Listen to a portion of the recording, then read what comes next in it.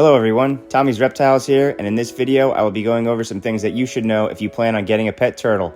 One of the most important things to take into account is the size of the turtle that you plan on getting, because the bigger the turtle gets requires you to get a bigger enclosure. This is a full-grown adult male Mississippi map turtle. As you can see, it's only about 3.5 inches, which is a perfect size if you don't have that much space. Typically, male turtles tend to be much smaller than females.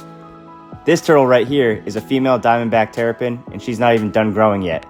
I currently house her in a 75-gallon horse trough, and she is currently outgrowing that, so I'm going to have to dig her a big pond in my backyard.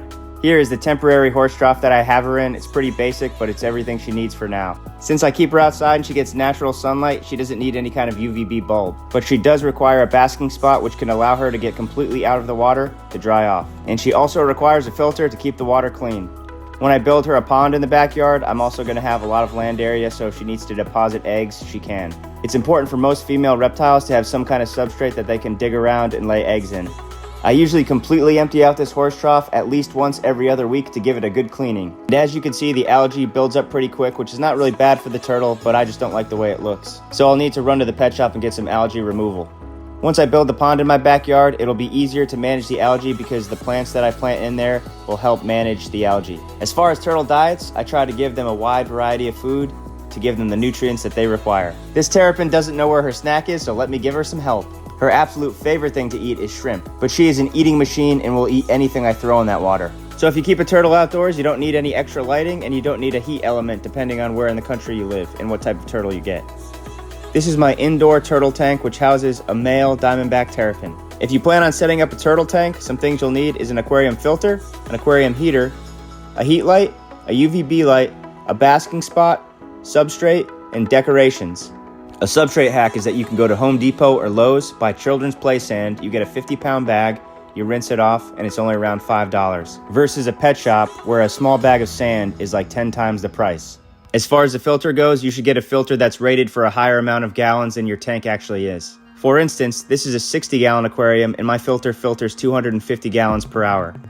Since this terrapin is almost full grown, a 60-gallon aquarium is plenty room for him, but I always say the bigger the better, so in the future I'll probably get him a bigger tank. So here's the aquarium heater. I like to keep it at the bottom of the tank near the filter inlet, so it's directly circulating the warm water.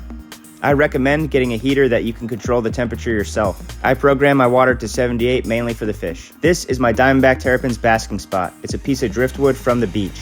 As you can see, he has enough room to completely get out of the water and get under that UVB and heat light. Again, all turtles should have the option to completely be able to get out of the water, not just to bask, but also to rest. My turtle climbs out of the water and sleeps up here every night. But it looks like he's hungry, so let's give him something to eat. I usually use some kind of turtle pellet to be a staple for the turtle's diet.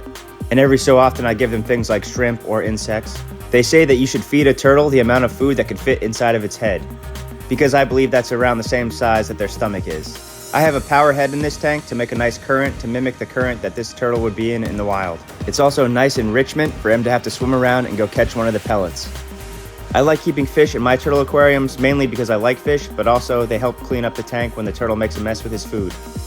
An important thing to keep in mind if you plan on getting an aquatic turtle is that you're going to have to do water changes and clean the filter quite often. A lot of people get aquatic turtles and then end up giving them away because they can't keep up with the aquarium maintenance. So if you end up wanting to get an aquatic turtle, just know that you'll have to be doing water changes for at least 20 years. And now on to a very underrated and awesome pet turtle, the box turtle. They're easy to keep and don't really require any maintenance at all. I'm currently housing this juvenile box turtle in this Waterland tub. For a box turtle, all you really need is substrate, a water dish, something they can eat off of, and something that they can hide under. If you keep them inside, you'll end up needing a UVB and heat light.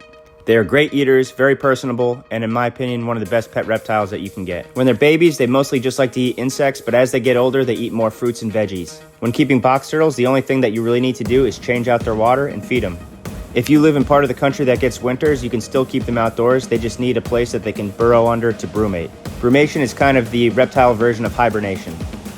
So the main things that you should focus on before getting a pet turtle are having enough room to house the turtle adequately, being able to provide UVB and heat lights if the turtle is going to be kept inside, being able to provide the turtle with healthy foods, understanding that it's a long commitment that's going to be no less than 20 years and up to over 100 in some cases, depending on the species. Being able to get everything that the enclosure requires, like the substrate, decorations, and things for enrichment. But the good news is, it's very easy to keep a pet turtle, it's very rewarding and fun. I also plan to upgrade this box turtle to a nice big turtle sanctuary that I plan on building right next to my turtle pond. It's going to have more room, it's going to be filled with plants, and it's going to have plenty of places for this turtle to explore. I hope you enjoyed this video. Thanks for watching.